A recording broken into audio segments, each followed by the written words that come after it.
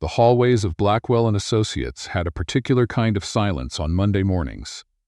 Not peaceful, but the kind that meant everyone already knew something you didn't. Nora Chen noticed it the moment she stepped off the elevator.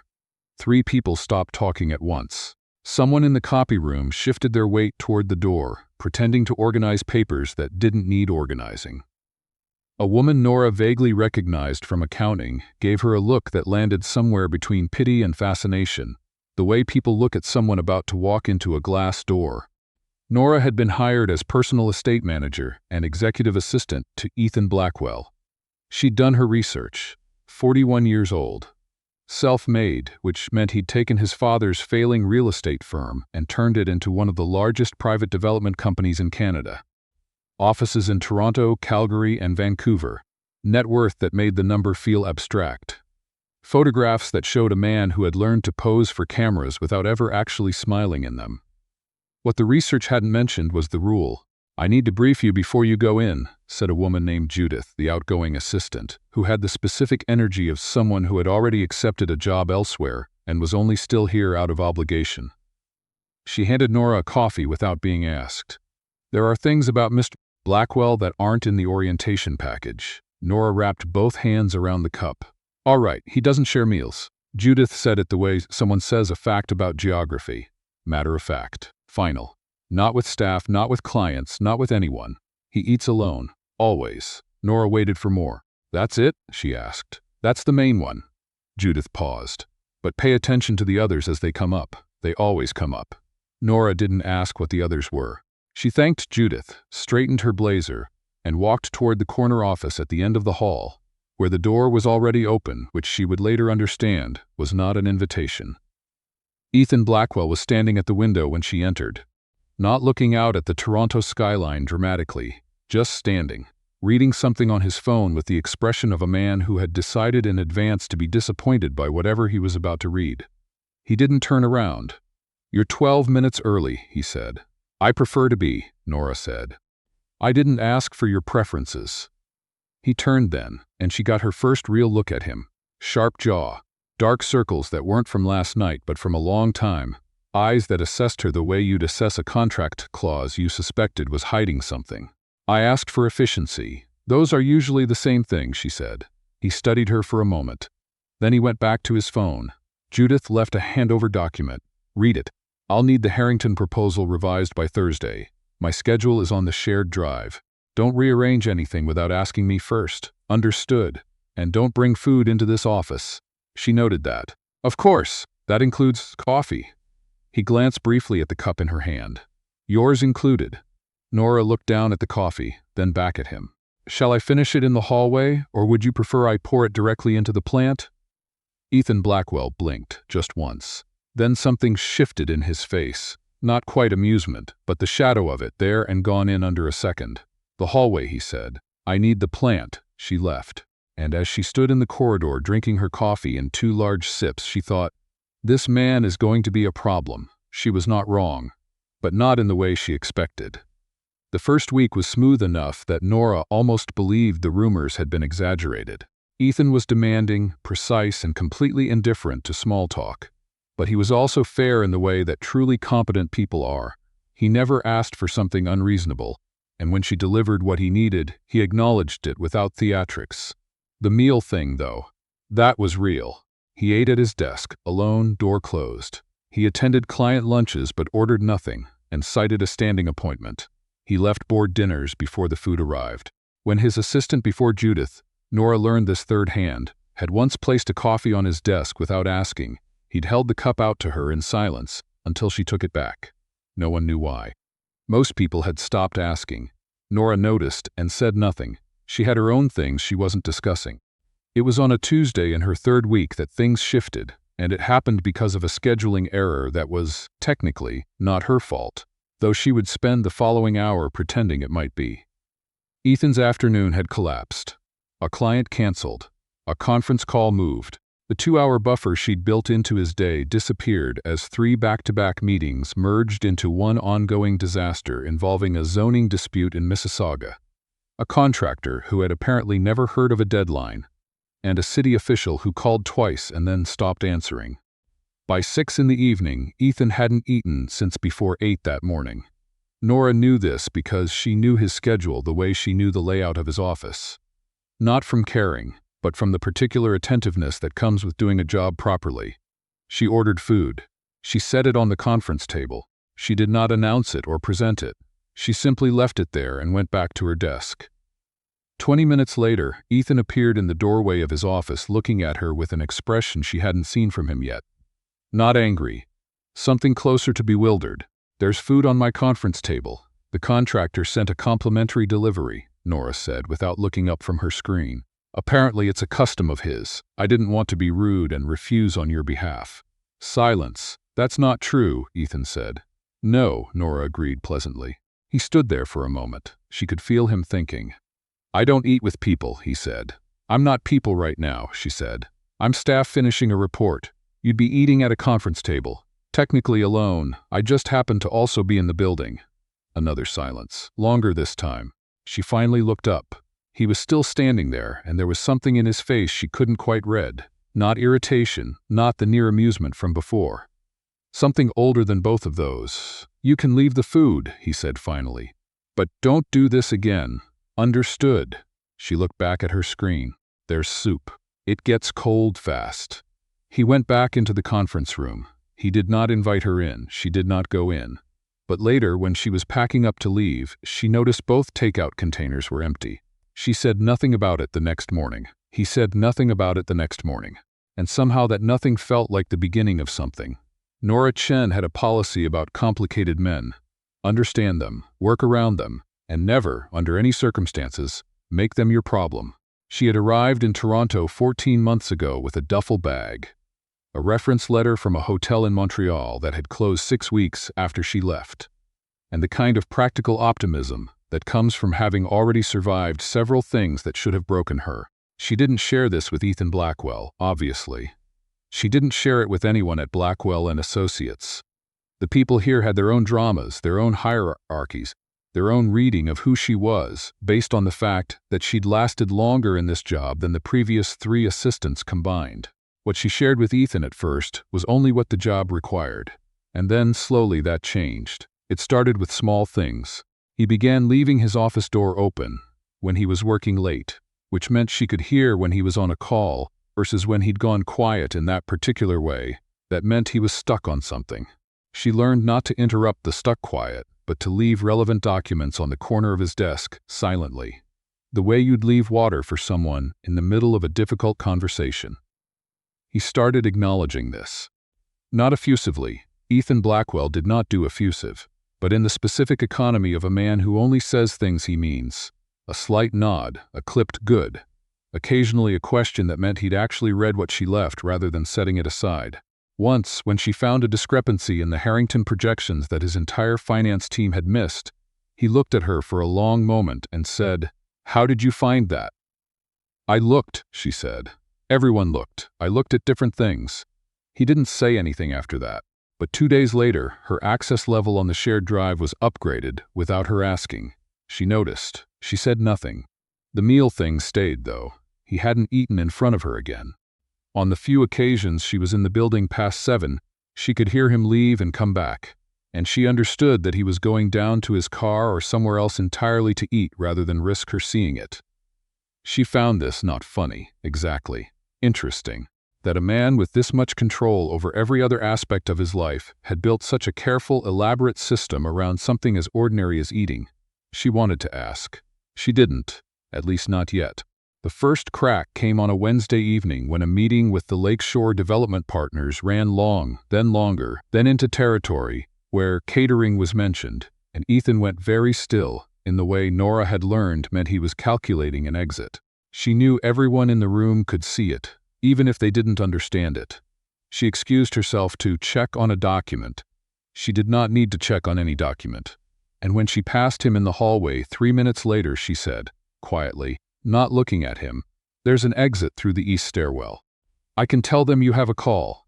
He looked at her. "Why would you do that?" She met his eyes. "Because whatever the reason is, you shouldn't have to manage it in front of a room full of people who'll speculate about it anyway." He was quiet for a moment. Then, "Tell them I have a call." She did. He left. The partners assumed what they assumed.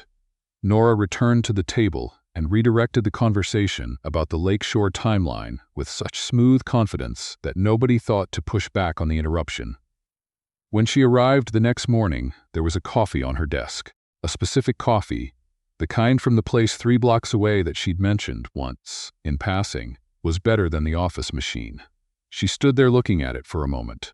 Then she sat down and got to work. She didn't mention it. He didn't mention it. But something had moved slightly between them.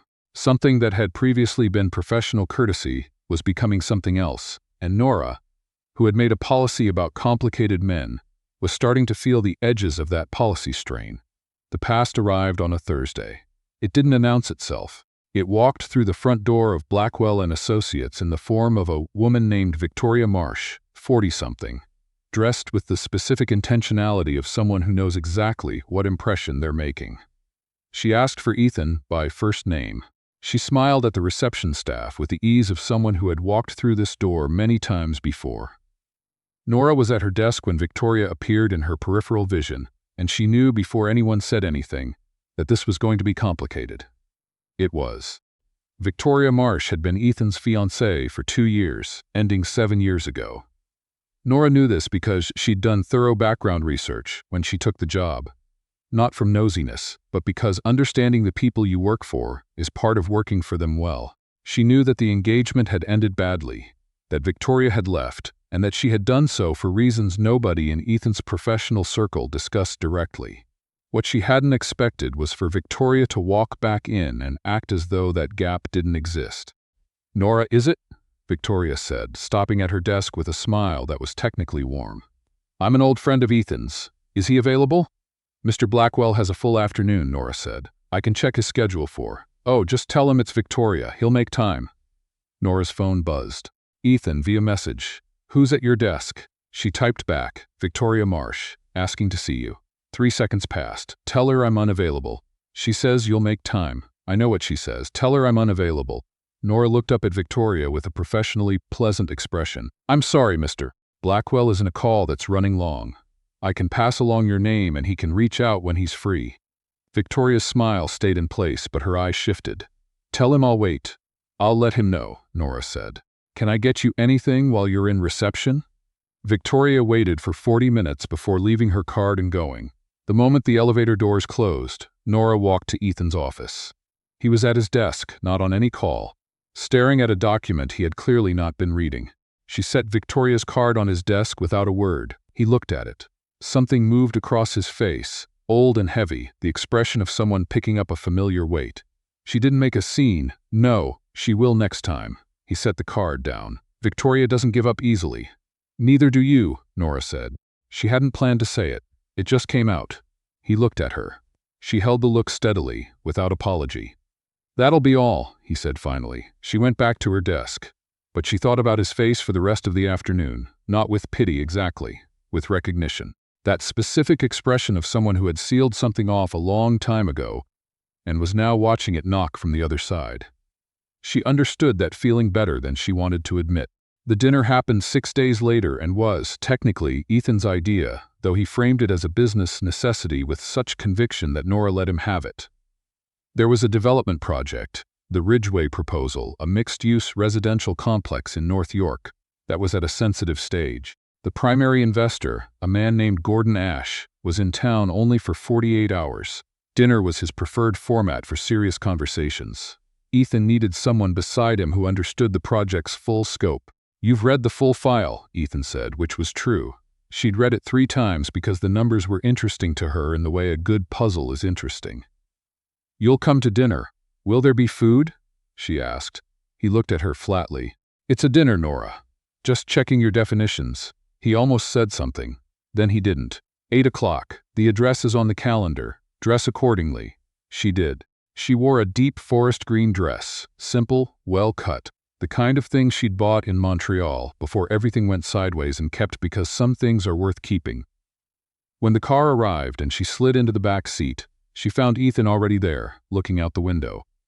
He turned when she got in. His expression did that thing again, something registering, something he wasn't going to say.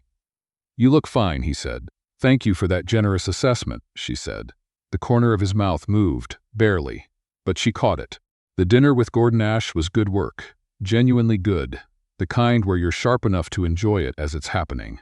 Nora spoke when she needed to, redirected when Gordon started heading into territory that didn't serve Ethan's position, and answered 3 technical questions about zoning bylaws in a way that made Gordon look at her differently halfway through the appetizers. She also noticed that Ethan was eating, not performing eating, actually eating, with the distracted ease of someone who'd forgotten to be careful. She didn't look at it directly. She filed it away. Near the end of the evening, Gordon excused himself for a moment, and she and Ethan were briefly alone at the table. Ethan refilled his water glass. He didn't look at her, but he said quietly, "You handled the northern boundary question well." "It wasn't a hard question," she said. "He just needed someone to answer it like it wasn't." Ethan was quiet. Then, "Where did you work before Montreal?" She looked at him. It was the first time he'd asked something that wasn't professional in scope. "Different places," she said. "I moved around." "Why?" She picked up her water glass. "Reasons." He held the look for a moment, and she could feel him considering whether to push. He didn't. He just nodded, small and precise, and turned back as Gordon returned. But in the car afterwards, she thought, he remembered Montreal. She had mentioned it once, in passing weeks ago. He'd retained it. That was either professional thoroughness or something else, and she wasn't sure yet which one was safer. Victoria Marsh came back on a Tuesday, this time unannounced, and in the middle of a morning where Nora had 17 things to manage simultaneously. She appeared at the front desk again with that same deliberate calm, and this time, when Nora said Ethan was unavailable, Victoria said, "I know he's here. I just need 5 minutes. I'm happy to schedule, Nora." Victoria's voice drop became something different, more genuine, and therefore more unsettling. "He's been alone for 7 years. I made a mistake. People make mistakes." Nora kept her expression neutral. "I can pass along a message." "You're very good at this," Victoria said. Not a compliment exactly, an observation. Her eyes moved to the closed office door and back. "Does he talk to you? Actually talk to you?" Nora said nothing. Victoria smiled, slightly sad. "Right, well, if he does, will you tell him I'd just like to speak with him? Not to ask for anything, just to speak with him." She left her card again. Nora put it on Ethan's desk. He picked it up, held it for a moment, set it in the recycling bin, and then, almost as an afterthought, took it back out and put it in his drawer. Nora saw all of this. She said nothing. But that evening, when she was the last one left on the floor, she sat at her desk for a moment longer than necessary and let herself think about the fact that Ethan Blackwell, who had built an entire architecture of distance around himself, had kept Victoria's card. Not because he wanted Victoria back. Because whatever had happened, it was still something he hadn't resolved. And unresolved things have weight. She understood that too, from the inside. The breaking point came on a Friday. Ethan had been to an industry gala the night before, one of the large annual events where his presence was required and his participation was minimal. Nora hadn't attended. She'd prepared his materials, confirmed his driver, and gone home. Saturday morning she came into the office because the Ridgeway closing required documents she wanted to review in quiet. She didn't expect anyone to be there. Ethan was there. He was in his office, jacket off, sitting at his desk in a way that looked like he'd been there for hours, not working, just sitting, which was unlike him in a way she felt in her chest before she consciously registered it. He looked up when she appeared in the doorway. "Victoria was at the gala," he said. No preamble. "Okay," Nora said carefully. "She was with someone." He said it without inflection, which was how she knew it had landed harder than he wanted to show. "Which is fine. That's her life." "I don't." He stopped, picked up a pen, set it down. "I haven't thought about her in years. And then she comes back and I think I should feel something and I don't know what it is I'm supposed to feel." Nora came into the office and sat in the chair across from his desk. She'd never done that unprompted before. He didn't tell her not to. "Maybe you're not supposed to feel any one specific thing," she said. "Maybe it's just, it was a long time ago, and she's a person, and you shared something real, and now she's in the same room and she's moved on, and that's a lot of information to process at once." He looked at her. "You sound like you've been through it." "Everyone's been through something," she said. A beat. "What's yours?" She held the question for a moment. The office was quiet. Rain was starting against the windows. "I had a business partner," she said finally. "In Montreal." We built something together, and when it started to fail, I found out he'd been making decisions without me for over a year. Business decisions that looked like business decisions until you read the fine print." She paused. "He wasn't doing it to hurt me. He was doing it because he thought he knew better. That's almost worse." Ethan was quiet for a moment. "What happened to the business?" "It closed." She met his eyes. "What happened to you is that you loved someone who wasn't honest with you. That's not a character flaw. That's bad luck." Something shifted in his face. Not dramatic, he wasn't a dramatic man, but visible. A specific loosening around the jaw, the eyes. "You're very direct," he said. "You've said that before." It wasn't a complaint. The rain was heavier now. Neither of them moved. "You never eat with anyone," she said. Not a question. He was quiet for a long moment. Then, "Victoria used to say that eating together was the most intimate thing two people can do, that it's where you're most unguarded." His voice was even. "Careful. When she left, I decided I didn't want to be unguarded again." Nora absorbed this. Outside, a bus moved through a puddle on King Street. "That's a reasonable response to being hurt," she said. "It's also not really a way to live." His eyes came to hers. And yet, she agreed. Then, after a moment, he looked at her. "What? It's almost noon. I'm going to walk down to the place on Adelaide and get soup. I was planning to eat at my desk." She stood up. "You could also eat at your desk. It would be a complete coincidence that we're in the same building." He stared at her for a long moment. "I don't." "I know," she said. "But you also came into the office alone on a Saturday because you didn't know what else to do with whatever you're carrying. So." She picked up her bag. "Lentil or chicken tortilla?" The silence stretched. Then he said, very quietly, "Lentil." She walked out before either of them could make it strange. She came back with soup and ate at her desk. He ate at his. The office was quiet and full of rainlight. Nobody said anything else about it. But something was different, and they both knew it, and for once neither of them pretended otherwise. For 2 weeks after that Saturday, Ethan was impossible. Not in the ways he used to be, demanding but fair, cold but coherent. Now he was impossible in the specific way of a man who has let something in and doesn't know what to do with it. He was too formal in meetings, too clipped in the hallways, too precisely professional in every interaction with Nora, that he might as well have been wearing a sign. She gave him space. She was not going to chase this. She had a policy. The policy was getting harder to maintain.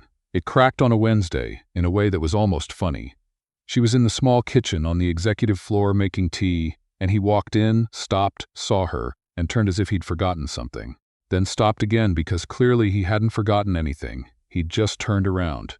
"Ethan," she said. He turned back. He looked, briefly, like a man who had been caught at something. Then his expression reassembled itself. "I need to speak with you about the Ridgeway Close." "The Ridgeway Close is on track," she said. "The documents are ready. The meeting is confirmed, and I emailed you a summary this morning that you've already read because you flagged 2 questions I answered before lunch." He said nothing. "So," she said, "you don't need to speak with me about the Ridgeway Close." Silence. "You've been avoiding me," she said. "I've been Ethan." She turned to look at him fully. "I've watched you for 2 months. I know when you're working and when you're managing something. This is managing."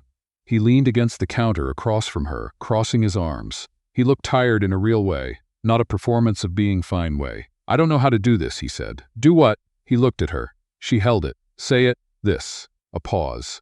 "Whatever this is. I've spent a long time making sure nothing gets complicated."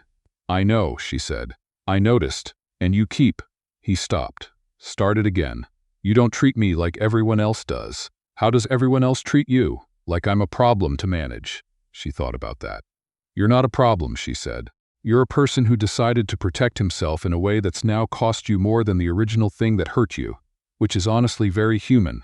He looked at her for a long moment, then, quietly, "Have dinner with me." Nora was quiet. "Not a business dinner," he said. "Not a client. Just—" He stopped. The word just hung there, doing a lot of work. She looked at him. She thought about her policy. She thought about the soup on a rainy Saturday, the coffee that appeared on her desk, the way he'd said lentil like it was a small surrender. "Okay," she said. He nodded. Then he seemed unsure what to do next, which she found, privately, the most endearing thing she'd witnessed in years. "Tuesday," she said. "There's a place on Front Street. I'll send you the address." He nodded again. Then he left the kitchen in the manner of a man executing a controlled retreat. Nora stood there with her tea and tried not to smile. She failed. Dinner was good. Better than good. It was the kind of evening that happens rarely, where the conversation moves without effort, where the food is incidental to the fact that you're paying attention to someone, and they're paying attention back. Ethan was different outside the office. Not unguarded, exactly. He would probably never be fully unguarded, and she respected that, but present. He asked her questions and listened to the answers in a way that meant he was actually listening. She told him more about Montreal, not everything, but enough. He didn't interrupt. He didn't offer solutions. He just listened. And when she finished, he said, "That took a long time to rebuild from." And she said it did, and that was enough. He told her something about his father. Not the polished company history version, but the real version. The one about a man who had built something and then lost the will to maintain it. And what it had cost Ethan to decide that he would not do the same. She listened the same way, without fixing. When they left the restaurant, it was cold and clear, the kind of Toronto October night that makes the city feel small and manageable. They walked half a block before Ethan slowed, and she slowed with him, and they stood there on the sidewalk for a moment. He reached out and touched her hand. Just that. Brief, deliberate, a question. She turned her hand and held his. They stood there for a moment. The city moved around them. "I don't entirely know what I'm doing," he said. "I know," she said. "That's actually the first time you've said something I completely believe." He laughed. It was real, unpolished, surprised out of him. She'd never heard it before, and it was worth all of it, just for that. The weeks that followed were not simple. Ethan wasn't built for simple, and honestly, neither was Nora. There were moments he pulled back, not cruelly, not on purpose, but with the reflexes of a man whose defenses had been refined over years. There were moments she held her ground, and moments she gave him room, and they were both learning, poorly, how to do something neither of them had really done in a long time. And then Victoria came back one final time, not to the office, to the restaurant where Nora and Ethan had started having lunch on Thursdays. She was there with a friend when they walked in, and the moment she saw them together, really saw it. Her expression moved through several things in quick succession before settling into something that looked, finally, like recognition. She didn't make a scene. She raised her glass slightly in Ethan's direction. Not a toast, just an acknowledgement, and he returned it with a nod, small and real. Nora saw the whole exchange take about 5 seconds, and she watched Ethan's face as it happened. He looked at Victoria the way you look at something you've set down after carrying it a very long time. Not bitterness, not longing, just done. He turned back to Nora. He picked up his menu. "The salmon here is apparently good," he said. "I've heard that," she said, and that was that. The proposal, when it came, was nothing like what Nora would have imagined, which was probably exactly right, because it was entirely Ethan. It was a Sunday evening. They were at his apartment, which she'd been to 4 times now, and she was reading something at the kitchen island while he made coffee with the intense focus I applied to everything. There was no occasion, nothing special about the date. It was just one of those evenings that had become, gradually, ordinary, and ordinary with this person, had turned out to be something she hadn't known she needed. He set her coffee down in front of her. She looked up. He was looking at her with that expression she'd catalogued over months. The one she'd first read as assessment, then as consideration, and had finally understood, was simply what his attention looked like when it was fully given. "I don't want to do this without you," he said. She put down her book. "Do what?" He held out his hand, and in it was a ring, not ostentatious, not what you'd expect from a man of his means, but specific. A blue-gray stone that caught the kitchen light like a piece of lake water. Exactly her. "Any of it," he said. "Work, weekends, soup from Adelaide Street." A pause. "I'm not good at this, but I'd like to be bad at it with you for a long time, if you'll let me." Nora looked at the ring. She looked at him, this difficult, careful, quietly extraordinary man who had spent years building walls and had slowly, with great effort and no small amount of awkwardness, let her through one door at a time. "Yes," she said. "Obviously yes, you impossible person." He put the ring on her finger. He kissed her, not dramatically, but the way people kiss when they mean it, when they're not performing it for anyone. Later, they had dinner. Together, at the same table, no closed door, no complicated system around it. He told her it was still strange, eating with someone, and she said she knew, and he said he thought he'd get used to it, and she said she thought so too. Outside, Toronto was loud and lit and completely indifferent to the two of them sitting in a kitchen, figuring out how to be brave, which was, all things considered, exactly the right backdrop for it.